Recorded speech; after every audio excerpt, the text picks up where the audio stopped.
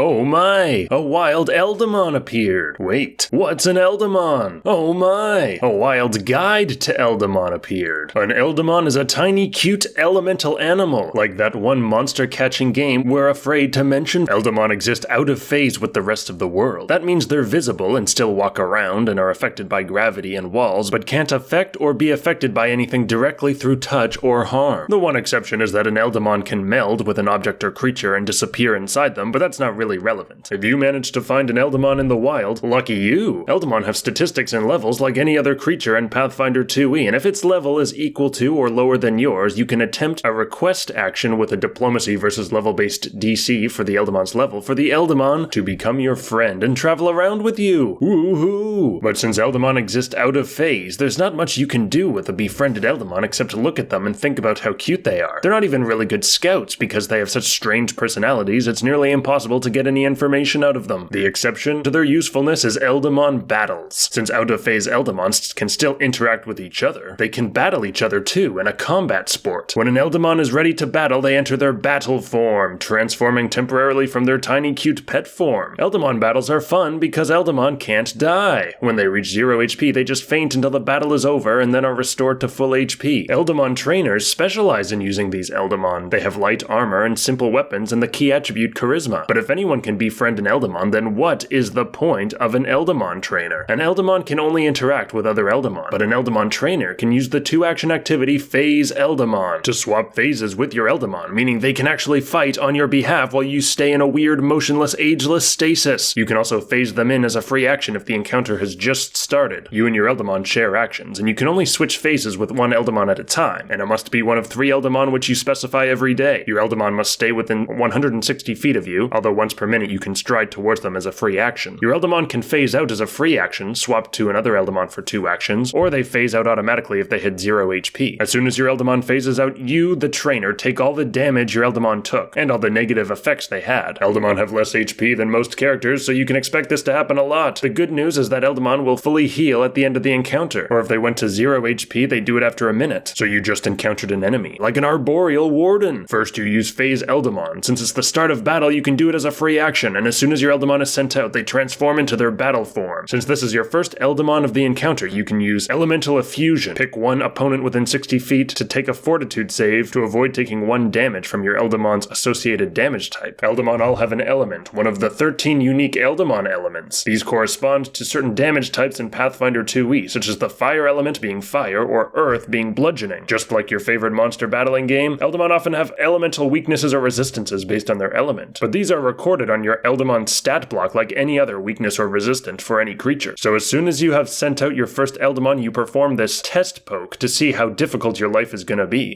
This elemental effusion was totally resisted by the Arboreal Warden, since the Arboreal Warden is resistant to bludgeoning. Let's switch out to Squirrelash using Phase Out. Now we have 1 action left. We could just strike with a melee action, which most Eldamon have, or we might use Elemental Surge, a 1-action activity you can only use if you haven't used an Eldamon power this turn, but powers up your Eldamon powers for next turn, with a unique power-up based on your Eldamon element. Wait, what's an Eldamon power? Powers are a brand new magic system in the book. Powers are magical but don't involve spellcasting. It's best to imagine powers like a hand of cards. Your average level 1 Eldamon can have 4 powers. There's always 2 active powers, 1 reactive power, and 1 refresh power. Active powers are the meat of your Eldamon's combat abilities. Active powers usually cost 2 actions, while a reactive power costs a reaction. They deal damage or have some other effect like a spell, except they use your Eldamon's power attack bonus and power DC, which keys off wisdom. However, when an Eldamon uses any active or reactive power, they can't use that power again. So you flip that card over. The only way to use that power again is by spending 2 actions to refresh, which refreshes all your powers. Or more likely, you can use your refresh power, which you can use as much as you want, which also refreshes all your powers and does some other cool thing, like the fire refresh, triggering persistent fire damage for all enemies and removing any persistent fire damage from allies. So your Eldamon will use a power, refresh, use a power, refresh, use a power, use a power, refresh. Every odd level except 19, your Eldamon can replace one of their elemental powers with an appropriate elemental power of the correct type, or one of the universal powers such as Elemental Shot, so you can keep upgrading your Eldamon to get better and better powers. Eventually, at level 5, your Eldamon gets a new active power that doesn't need to replace anything. This also happens at level 15. Most Eldamon have a progression of powers they can default to in their stat block, so you don't have to think about it, but in theory you can choose any power as long as it's the correct element. And it's your level or lower. And at level 19, your Eldamon learns its ultimate power. Certain Eldamon elements also have passive powers, which are automatic and listed with their elemental powers. A lot of these powers are available for anyone with an Eldamon, whereas these powers are available only for Eldamon trainers. Eldamon trainers can also use diplomacy to have their Eldamon aid an ally in exploration mode, called elemental assistance. Eldamon trainers also get a subclass called their calling. An Eldamon battler's Eldamon gets bonus hit points, and the elemental shield action, which grants AC until the beginning of your next turn and gives a unique effect based on the Eldamon's element. An Eldamon researcher can choose intelligence as their key attribute and are trained in nature. They gain a +2 circumstance bonus on recall knowledge, initiative rolls, perception checks, and saving throws against Eldamon and elementals. They can also use nature for their initiative. They can use the I know this action to recall knowledge in combat, since you can't normally when you're phased out. An Eldamon whisperer has a +2 circumstance bonus to diplomacy checks to make an impression with Eldamon or any check to be better friends with